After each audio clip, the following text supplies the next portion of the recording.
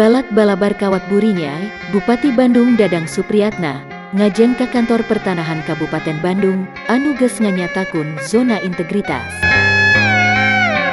Zona integritas eta teh, mangrupa sebutan nu dibikeun ka instansi pamarentah, anu boga tekad pengkuh pikeun ngawujudkeun wilayah bebas korupsi atawa WBK, jeung wilayah birokrasi bersih dan melayani atawa WBBM, ngaliwatan reformasi birokrasi.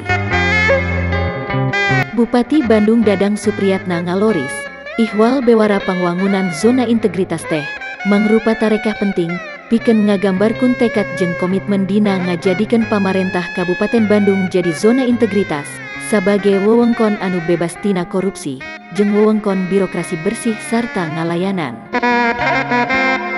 Dina rohangan kagiatan zona integritas di Soreang, dina dinten Senin 14 Februari 2022, Dadang Supriyatna tandes, yen ieu bewara teh, mangrupa lengkah mimiti jeung bagian tina nyukseskeun reformasi birokrasi, ku cara nyusun sistem administrasi pamarentahan anu alus, efektif, efisien, palayanan nu utama tur nyugemakun. Bupati ngajelaskeun, aya sababaraha tahapan ngawangun zona integritas, timimiti persiapan zona integritas, nepi ka nyusun rarancang aksi konkret, nu luyu jeung Peraturan Menteri Pendayagunaan Aparatur Pemerintah dan Reformasi Birokrasi, Nomor 52 Tahun 2014.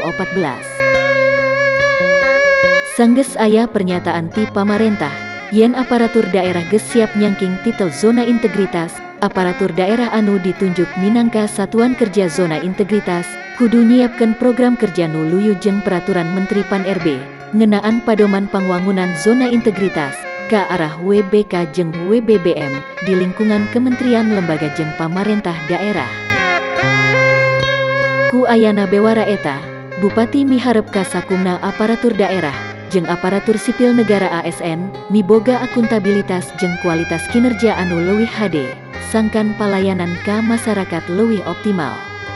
Sarerea kudu ngarojong jeung bersinergi, dina ngawujudkeun pangwangunan zona integritas, nuju ka wewengkon anu bersih tina korupsi, jeung birokrasi bersih sarta ngalayanan masyarakat Kabupaten Bandung.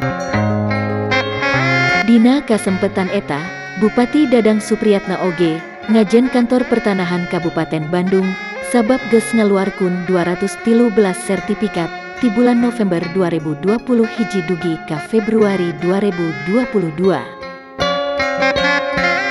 Bupati ngembohan, aya kurang leuwih 400.000 lahan, anu kudu didorong pikeun administrasina rengse. Pihakna meredih ka aparat daerah, ti desa nepi ka daerah, sangkan program PTSL atawa pendaftaran pertanahan sistematis lengkap teh, sukses, ulah dugi ka masyarakat ngarasa hese. Sakitu ti langit Soreang Kabupaten Bandung, balabar kawat buri nyai nu ngamancanagara, ngabewara.